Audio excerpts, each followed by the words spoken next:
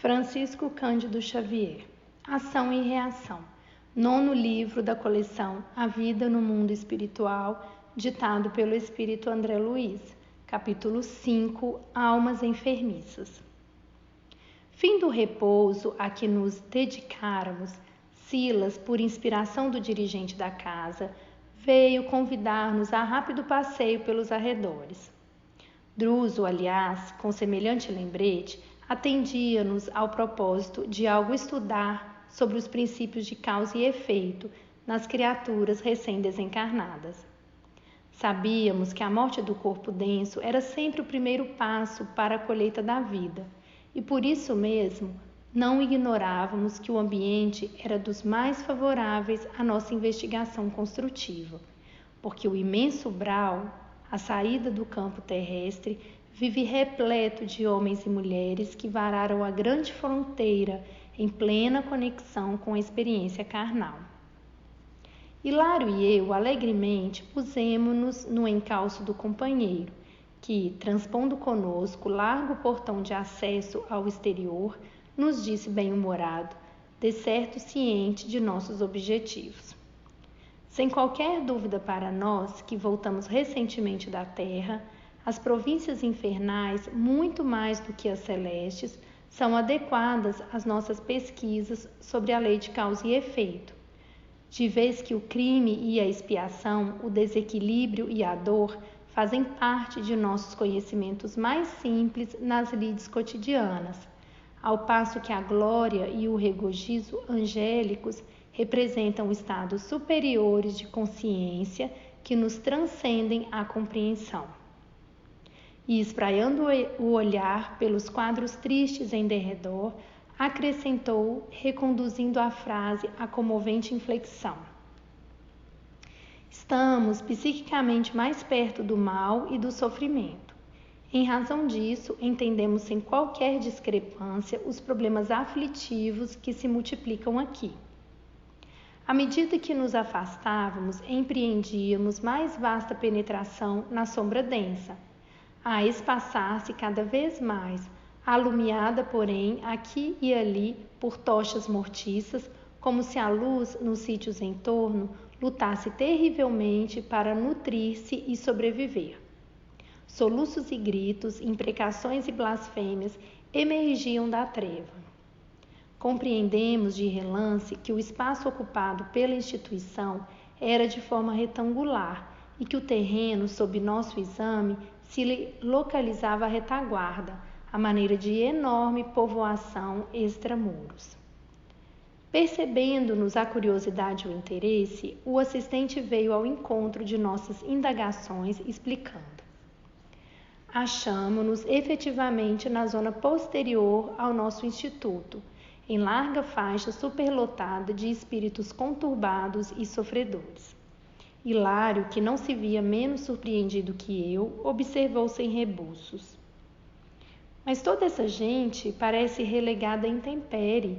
Não seria razoável que a mansão se estendesse, abarcando-a com seu amparo e defendendo-a com seus muros? Logicamente, respondeu Silas sem alterar-se. Esse plano é o mais desejável. Entretanto, estamos à frente de compacta multidão de almas em reajuste. Este imenso conglomerado de criaturas, sem o corpo de carne, começou num grupo de seres desencarnados que clamavam pelo socorro da mansão, sem os necessários requisitos para recolher-se à assistência. Firme na execução do programa que lhe assiste, nossa casa não lhes podia abrir as portas de imediato, em face do desespero e da revolta em que se comprazem, mas também não desdenhava a possibilidade de prestar-lhes a ajuda possível, fora do campo de ação em que vive sediada. Iniciou-se dessa forma a presente organização, que contra a nossa vontade é um abismo de sofrimento. Aqui se reúnem de maneira indiscriminada milhares de entidades, vítimas dos seus pensamentos desvairados e sombrios. Quando superam a crise de perturbação ou de angústia de que são portadoras, o que pode perdurar por dias, meses ou anos, são trazidas à nossa instituição, que tanto quanto possível evita abrir-se às consciências ainda positivamente encravadas na revolta sistemática. Talvez porque evocássemos em silêncio os episódios da véspera, lembrando os desencarnados acolhidos no grande asilo, nosso companheiro acrescentou: vocês acompanharam ontem o socorro prestado a um irmão infeliz, ser viciado nas trevas, e viram a chegada de sofredores arrebatados à carne, em libertação recentíssima. Contudo, entre os beneficiados, viram espíritos inconscientes e devedores, mas não insensatos e rebelados. Ante esta observação, que de alguma sorte nos asserenava a mente inquieta, Hilário indagou: e este ambiente, assim tumultuado pelo infortúnio, conta com um amparo de que necessita? Sim, aclarou nosso amigo. Muitas criaturas recuperadas na mansão aceitam aqui preciosas tarefas de auxílio, incumbindo-se da assistência fraterna em largos setores desta região torturada. Melhoradas lá, trazem para aqui as bênçãos recolhidas, transformando-se em valiosos elementos de serviço de ligação. Através delas, a administração do nosso instituto atende a milhares de consciências necessitadas e sabe com segurança quais os irmãos sofredores que se fazem dignos de acesso à nossa casa, após a transformação gradual a que se ajustam. Espalhando-se nos campos de sombra, em pequenos santuários domésticos, aqui continuam a própria restauração, aprendendo e servindo. Entretanto, continuou Hilário curioso, tão infortunada colônia de almas em desajuste não sofrerá o domínio das inteligências perversas, quais as que vimos ontem no lado oposto a estes sítios? Sim, os assaltos dessa ordem são aqui constantes e inevitáveis, principalmente em torno das entidades que largaram cúmplices bestializados em antros infernais ou em núcleos de atividades terrestres. Em tais casos, as vítimas de semelhantes feras humanas desencarnadas padecem longos e inenarráveis suplícios, através da fascinação hipnótica de que muitos gênios do mal são cultores exímios. E depois de ligeira pausa, Silas acentuou: são esses alguns dos fenômenos de flagelação compreensível que alguns místicos do mundo, em desdobramento mediúnico no reino das trevas, classificaram como sendo vasta purificação. Para eles, as almas culpadas depois da morte experimentam horríveis torturas por parte dos demônios aclimatados nas sombras. As informações do assistente, casadas aos gemidos e lamentações que ouvíamos sem cessar, impunham-nos desagradável impressão. Foi por isso, talvez, que Hilário, penosamente tocado pelos gritos em torno, interrogou surpreendido: mas por que diz você flagelação compreensível? E num desabafo, acha justo que tanta gente aqui se aglutine em semelhante desolação? Silas sorriu triste e obtemperou: compreendo-lhe o pesar. Indiscutivelmente, tanta dor reunida não seria justa se não viesse de quantos preferiram no mundo o trato diário com a injustiça.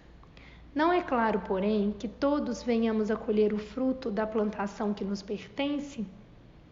Na mesma leira de terra dadivosa e neutra, quem acalenta a urtiga, recolhe a urtiga que fere, e quem protege o jardim tem a flor que perfuma. O solo da vida é idêntico para nós todos. Não encontraremos aqui, nesse imenso palco de angústia, almas simples e inocentes, mas sim criaturas que abusaram da inteligência e do poder, e que voluntariamente, surdas à prudência, se extraviaram nos abismos da loucura e da crueldade, do egoísmo e da ingratidão, fazendo-se temporariamente presas das criações mentais, insensatas e monstruosas, que para si mesmas teceram.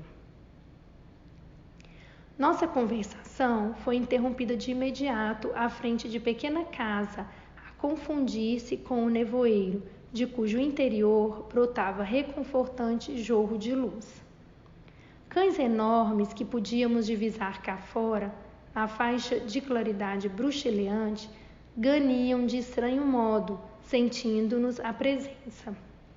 De súbito, um companheiro de alto porte e rude aspecto apareceu e saudou-nos da diminuta cancela, que nos separava do limiar, abrindo-nos passagem. Silas nos o apresentou alegremente. Era Orzil, um dos guardas da mansão em serviço das sombras. A breves instantes achávamos-nos na intimidade de pouso tépido. Aos ralhos do guardião, 2 dos 6 grandes cães acomodaram-se junto de nós, deitando-se-nos aos pés. Orzil era de constituição agigantada, figurando-se-nos um urso em forma humana. No espelho dos olhos límpidos mostrava sinceridade e devotamento. Tive a nítida ideia de que éramos defrontados por um penitenciário confesso a caminho de segura regeneração. Na sala estreita e simples alinhavam-se alguns bancos e acima deles destacava-se um nicho ovalado, em cujo bojo havia uma cruz tosca, alumiada por uma candeia estruturada em forma de concha. Afastou-se Orzil para sossegar os grandes animais menos domesticados no interior da choupana, e enquanto isso o assistente informou-nos. É um amigo de cultura ainda escassa, que se comprometeu em delitos lamentáveis no mundo. Sofreu muito sob o império de antigos adversários, mas presentemente, após longo estágio na mansão, vem prestando valioso concurso nesta vasta região em que o desespero se refugia. É ajudando, e, servindo com desinteresse e devoção fraternal, não somente se reeduca, como também suavizará o campo da nova existência que o aguarda na esfera carnal, pelas simpatias que vem atraindo em seu favor. Vive só? Perguntei mal, sopitando a curiosidade. Dedica-se a meditações e estudos de natureza pessoal, comentou Silas paciente. Mas como acontece a muitos outros auxiliares, tem consigo algumas celas ocupadas por entidades em tratamento, prestes a serem recebidas em nossa instituição. Nesse ponto do entendimento, Orzil voltou até nós e o assistente interpelou com bondade. Como passamos de serviço? Muito trabalho, chefe, respondeu ele humilde. A tempestade de ontem trouxe imensa devastação. Creio ter havido muito sofrimento nos pântanos. Percebendo que se referira aos precipícios abismais em que se debatiam milhares de almas infelizes e conturbadas, Hilário perguntou: E não será possível atingir semelhantes lugares para aliviar a quem padece? Nosso novo amigo esboçou dolorosa carantonha de tristeza e resignação, ajuntando: Impossível. Como quem se punha em socorro do companheiro, Silas aduziu: Os que se agitam nestas furnas jazem, de modo geral, quase sempre extremamente revoltados, e na insânia a que se entregam fazem-se verdadeiros demônios de insensatez. É necessário se disponha a conformação clara e pacífica, para que ainda mesmo semi-inconscientes consigam acolher com proveito o auxílio que se lhes estende aos corações. E como se quisesse passar a demonstração do que asseverava, convidou-nos a inspecionar as celas próximas. Quantos doentes agora internados? Orzil, atencioso, respondeu sem titubear: Temos 3 amigos em franca situação de inconsciência. Depois de alguns passos, ouvimos gritaria estentórica. As acomodações reservadas aos enfermos jaziam ao fundo, à maneira de largos boxes de confortável cavalariça. Essa é a figura mais adequada à nossa tarefa descritiva, porque a construção em si denunciava rusticidade e segurança, naturalmente adstrita aos objetivos de contenção. À medida que nos acercávamos do refúgio, desagradável odor nos afetava as narinas. Respondendo-nos à inquirição íntima, o assistente salientou: vocês não ignoram que todas as criaturas vivem cercadas pelo halo vital das energias que lhes vibram no âmago do ser, e esse halo é constituído por partículas de força a se irradiarem por todos os lados, impressionando-nos o olfato de modo agradável ou desagradável, segundo a natureza do indivíduo que as irradia. Assim sendo, qual ocorre na própria Terra, cada entidade aqui se caracteriza por exalação peculiar. Sim, confirmamos Hilário e eu simultaneamente. Entretanto, o cheiro alarmante de carne em decomposição era para nós ali um acontecimento excepcional. Silas percebeu-nos a estranheza e endereçou o interrogativo olhar ao encarregado daquele oratório de purgação, o qual informou presto: temos conosco o irmão Corsino, cujo pensamento continua enrodilhado ao corpo sepulto, de maneira total. Enredado à lembrança dos abusos a que se entregou na carne, ainda não conseguiu desvencilhar-se da lembrança daquilo que foi, trazendo a imagem do próprio cadáver à tona de todas as suas recordações. Silas não teceu qualquer comentário novo, porque atingíamos de chofre o primeiro abrigo, cuja porta gradeada nos deixava contemplar lá dentro um homem envelhecido de cabeça pendida entre as mãos e aclamar: chamem meus filhos, chamem meus filhos. É o nosso irmão Veiga, disse Orzil prestimoso. Mantém fixa a ideia na herança que perdeu ao desencarnar. Vasta quantidade de ouro e bens que passou à propriedade dos filhos, 3 rapazes que concorrem no mundo ao melhor e maior quinhão, prevalecendo-se para isso de juízes venais e rábulas inconsequentes. Acostados agora aos varais da porta, Silas recomendou-nos observar com atenção mais detida o ambiente que formava a psicosfera do enfermo. Efetivamente, de minha parte, percebi quadros que surgiam e desapareciam, fugazes, semelhantes às figurações efêmeras que se desprendem, silenciosas, dos fogos de artifício. Desses painéis que se avivavam e se apagavam ao mesmo tempo, transpareciam 3 jovens, cujas imagens passageiras vagueavam entre documentos esparsos, cédulas e cofres refertos de valores, como que pincelados no ar com tinta tenuíssima que se adelgaçava e se recompunha sucessivamente. Compreendi que registrávamos as formas-pensamentos criadas pelas reminiscências do nosso amigo, que, de certo, na situação em que se nos apresentava, não podia, de momento, senão viver o seu drama íntimo, tal a insistência da fixação mental em que se encarcerava. Amparado, evidentemente, pelas vibrações de auxílio que o assistente lhe enviava, segundo percebi, esfregou os olhos como quem buscava liberar-se de garoa imperceptível e assinalou-nos a presença. Avançou de um salto para nós e, apoiando-se nas grades que nos separavam, gritou dementado: quem sois? Juízes? Juízes? E derramou-se em lamúrias que nos tocavam o coração. Lutei por 25 anos para reaver a herança que me cabia por morte de meus avós. E quando a vi nas mãos, a morte me arrebatou ao corpo sem piedade.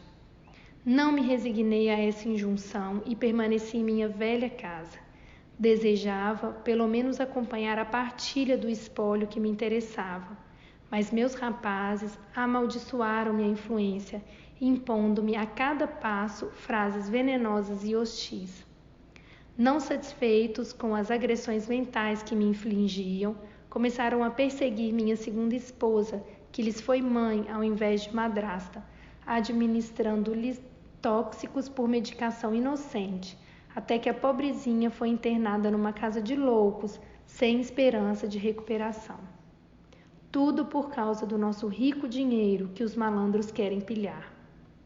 Diante de tal injustiça, pensei suplicar o favor dos seres que povoam as trevas, porque somente os gênios do mal devem ser os fiéis executores da grande vingança.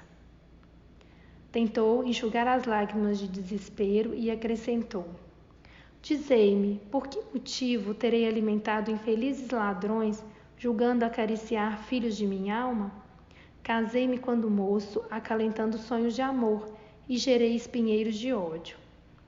E como a voz de Silas se fez ouvir, rogando calma, o infortunado vociferou desabrido: Nunca, nunca perdoarei. Recorri aos infernos, sabendo que os santos me aconselhariam conformidade e sacrifício.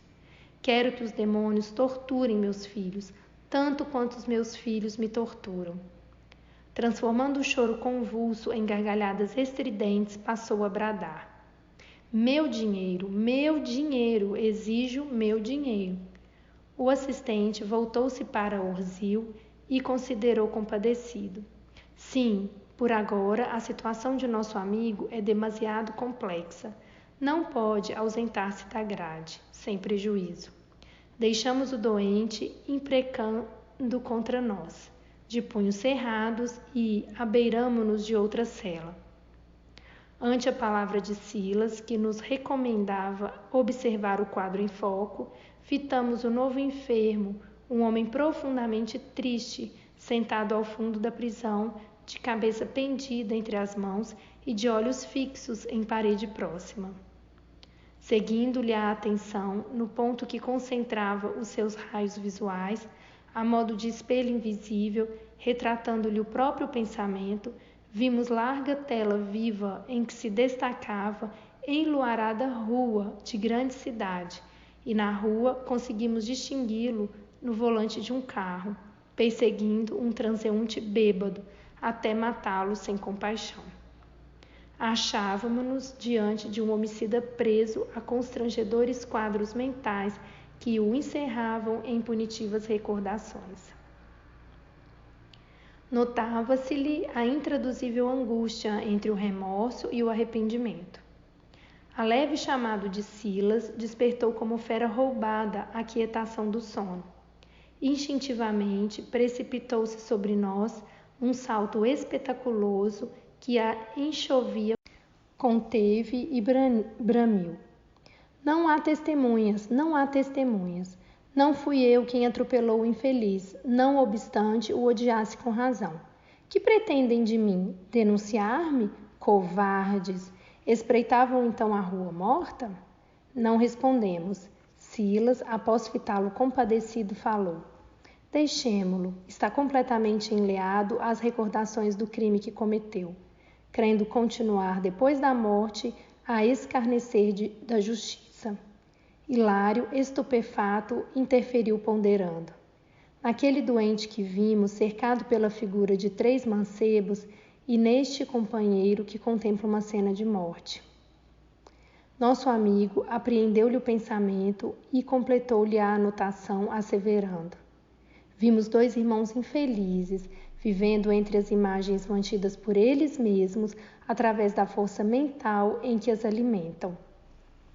Nesse instante, alcançávamos o 3º cubículo, em que um homem feridento esfurvamava as feias chagas, usando as próprias unhas.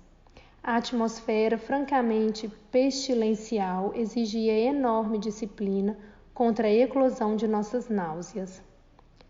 Assinalando-nos a presença, avançou para nós, clamando amargamente: Compadecei-vos de mim, sois médicos? Atendei-me por amor de Deus, vede os detritos em que me apoio.